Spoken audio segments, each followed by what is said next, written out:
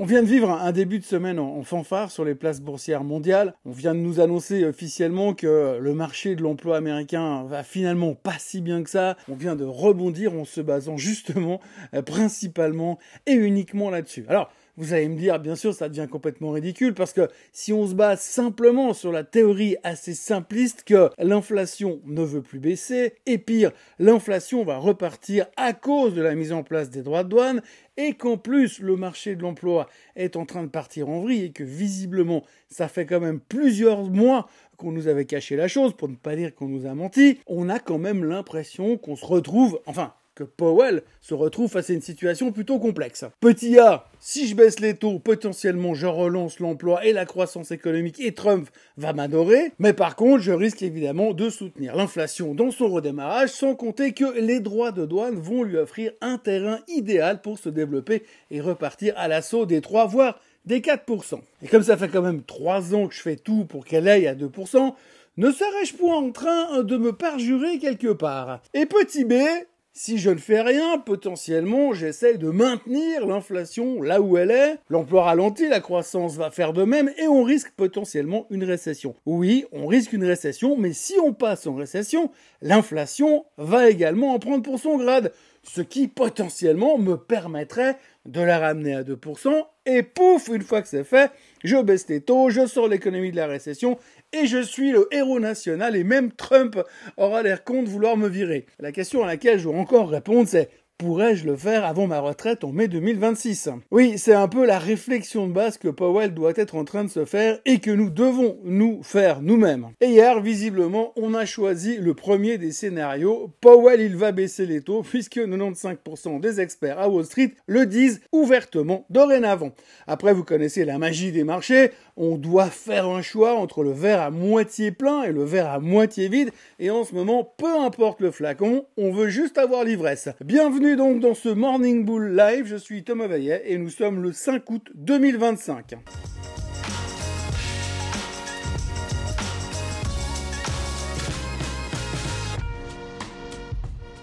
Alors avant toute chose, ce que vous allez entendre et voir dans cette vidéo n'est pas un conseil financier, c'est mon avis, mon analyse et parfois mon humeur du jour. Par contre, si vous voulez comprendre la bourse, là, vous êtes au bon endroit. On ne va donc pas y aller par 4 chemins, l'économie américaine ne va pas bien. Les droits de douane ont l'air d'être derrière nous, mais en fait, rien n'est encore signé et j'ai bien l'impression, quelque part, qu'on n'a pas fini d'en parler. D'ailleurs, tout simplement, hier, l'Union européenne a décidé de repousser de 6 mois l'application des droits de douane punitifs sur les produits américains, alors qu'ils devaient théoriquement tomber cette semaine. Autrement dit, on retarde la baston, mais on garde quand même le flingue chargé quelque part. En parallèle, Bruxelles et Washington bossent main dans la main, enfin, en théorie, pour accoucher d'une déclaration commune, histoire de faire genre qu'on est d'accord sur l'accord, celui qui a été signé le 27 juillet, et que le braquage organisé par Donald Trump est donc bien validé. Enfin, quand on parle de braquage, tout est relatif par rapport à ce que nous, on s'est fait braquer en Suisse, mais passons sur le sujet qui fâche. Là aussi, on peut encore espérer que ça va se négocier, enfin si le Conseil fédéral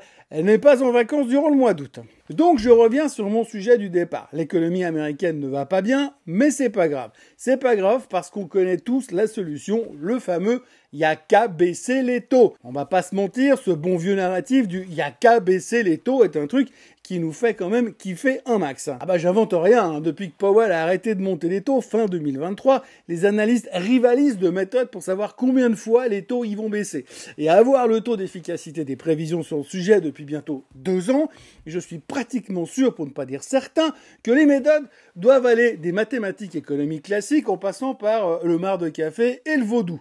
Une chose est sûre, en janvier 2024, il y a un gars, et je me souviens très bien, qui avait dit: en 2024, nous aurons entre 8 et 12 baisses de taux. On était à 1800 points plus bas sur le S&P 500, soit 37% en dessous des niveaux actuels. Et depuis, chaque fois qu'on anticipe une baisse des taux, dans 3 jours, dans 1 mois, dans 1 année, le marché ne fait rien d'autre que monter parce que, tu comprends, les taux, ils vont baisser. Alors je ne dis pas qu'on vient de se faire 37% de hausse uniquement sur la probabilité qu'une éventuelle baisse des taux puisse se produire un de ces jours.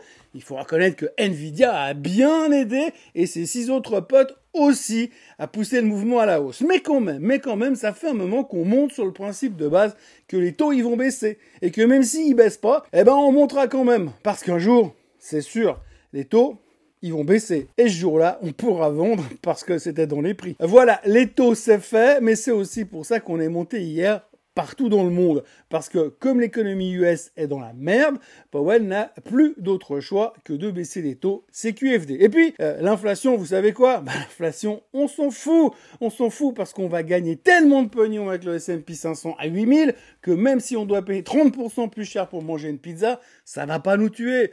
Bref, le sell-off de vendredi a été poussé par le buy the dip de lundi. Et j'invente rien, hein. Vendredi, le S&P 500 a ouvert à 6337,70 et il a clôturé la semaine à 6211,80 en forte baisse. Et hier, on a ouvert à 6224,30 et on a terminé la séance à 6342. Ce week-end, tout le monde annonçait une figure technique qui faisait super peur sur le S&P, un engulfing pattern de folie que l'on voit que les veilles de correction massive et 85 autres fois dans l'année.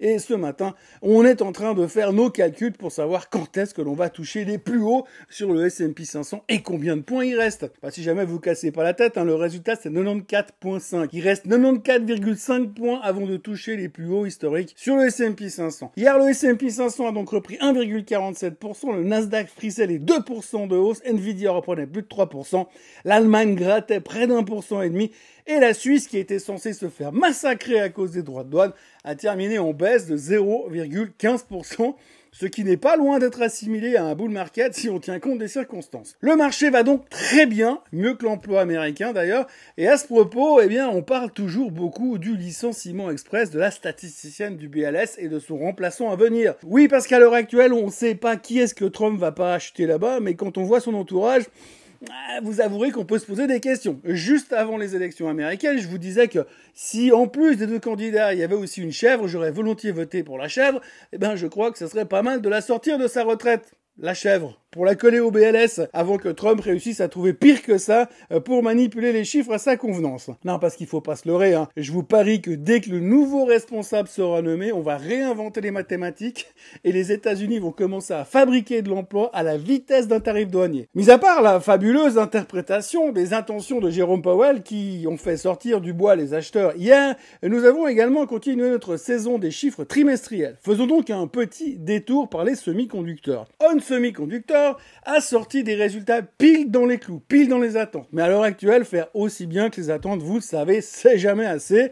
Résultat, bam, moins 15% dans la journée. Le chiffre d'affaires dépasse légèrement les attentes, mais reste en recul sur un an, surtout à cause de l'automobile. Un segment automobile qui tient encore la route, d'accord? Mais c'est le plus bas niveau depuis 2 ans. Les perspectives pour le troisième trimestre sont un poil meilleures que prévu, mais pas assez pour compenser la déception du marché qui espérait qu'ils allaient pulvériser les attentes. Ce qui coince, c'est les marges, elles stagnent et les usines tournent au ralenti, 68% d'utilisation seulement, ça veut quand même dire que c'est pas la folie dans le secteur. La boîte promet 58% de marge d'ici 2027, mais pour l'instant, c'est plutôt on serre la ceinture et on patiente. Comme quoi, en ce moment, dans le secteur des semi-conducteurs, vaut mieux être Nvidia que qui que ce soit d'autre. L'autre vedette de la journée, c'est Palantir. Alors Palantir, ils ont sorti des chiffres totalement délirants, plus d'1 milliard de revenus trimestriels pour la première fois, plus 48% sur un an, et une croissance qui continue d'accélérer depuis 8 trimestres.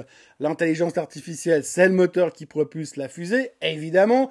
La demande est bombastique, selon Alex Karp, et au vu des chiffres, difficile de dire le contraire. Le segment américain cartonne, plus 93% pour le privé, plus 53% pour le gouvernement, 68% de hausse au global. Leur outil AIP cartonne dans les grandes boîtes, onboarding en 30 secondes chez Citi, détection de fraude chez Fannie Mae, partenariat avec GE Aerospace et compagnie. Ils font plus avec moins, plus 88% de croissance en 2 ans, avec seulement plus 12% en personnel. Le bénéfice ajusté dépasse les attentes, 16 cents par action contre 14 attendus, et un Rule of 40 de 94. Autant dire que les investisseurs tech adorent ça. Petit aparté intellectuel, c'est quoi la Rule of 40 et pourquoi on parle de ça chez Palantir? Alors la Rule of 40, c'est une règle utilisée dans la tech pour savoir si une boîte croît intelligemment. La formule est relativement simple, vous prenez la croissance du chiffre d'affaires en pourcent, vous l'ajoutez à la marge opérationnelle en pourcent, et vous avez la Rule of 40. Si le total est au-dessus de 40, c'est un bon signe. Si c'est en dessous, vous êtes peut-être une boîte à la mode, mais ça commence à sentir le cramer à l'intérieur. Donc si on fait un exemple assez concret dans le cas de Palantir, croissance du chiffre d'affaires, plus 48%, marge opérationnelle ajustée, plus 46%, total, 94. Donc c'est une super nouvelle, oui, parce que 94 c'est nettement au-dessus des 40. Ça veut donc dire que non seulement ils grossissent vite, voire très vite, mais qu'ils gagnent aussi un peu de pognon en grossissant très vite. Mais attention quand même, hein, le Rule of 40 c'est une règle de start-upper et c'est pas une loi divine non plus. On peut avoir une Rule of 40 de 60 et toujours valoir 12 fois trop cher. Comme Palantir par exemple. Le PER de Palantir aujourd'hui est de plus de 650. Le PER de Nvidia à titre de comparaison c'est 57 et on dit déjà que c'est cher. Bref, revenons à Palantir. Pour le troisième trimestre, il vise jusqu'à 1087 milliards, largement au-dessus des attentes. Et sur l'année, le chiffre d'affaires visé passe de 3,9 milliards à 4,15 milliards de dollars. Mais malgré tout ce feu d'artifice, on vient de le voir, Palantir reste une boîte outrageusement chère. Et les ratios de valorisation flirtent avec le cosmos. Alors oui, c'est beau, ça brille. Mais pour rentrer maintenant, il faut avoir le foie solide, le cœur bien accroché et une combinaison anti-G parfaitement ajustée. Ou alors croire très fort à l'IA. Hier soir, after close, le titre montait encore de 4% de plus, en plus des 4% gagnés durant la séance. Pour ce qui est de la journée d'aujourd'hui, on va continuer avec les chiffres du trimestre et on aura droit à Pfizer, Caterpillar, BP, Duke Energy et ce soir, ce sera AMD et Supermicro qui feront les vedettes. En Europe, il y aura du Diageo, du DHL et Adecco, entre autres. Et puis côté chiffres économiques, eh bien, il y aura les PMIs en Europe et dans chaque région qui compose l'Europe, comme des régions comme l'Allemagne, comme la France ou comme l'Espagne par exemple, et aux USA, eh bien, il y aura le trade balance dont tout le monde se fout, mais il y aura aussi le Global Composite PMI et l'ISM Non-Manufacturing PMI. Alors, au-delà des noms débiles qu'une bande d'universitaires ont décidé de donner à ces chiffres, histoire qu'on sache même pas de quoi on parle, l'ISM sera une nouvelle munition dans la musette de ceux qui pensent que Powell va baisser les taux. Si c'est bon, on dira que l'économie va pas si mal finalement, et si c'est mauvais, eh ben, on va nous dire que c'est une bonne raison pour baisser les taux. En gros, c'est qui perd gagne, et qui gagne,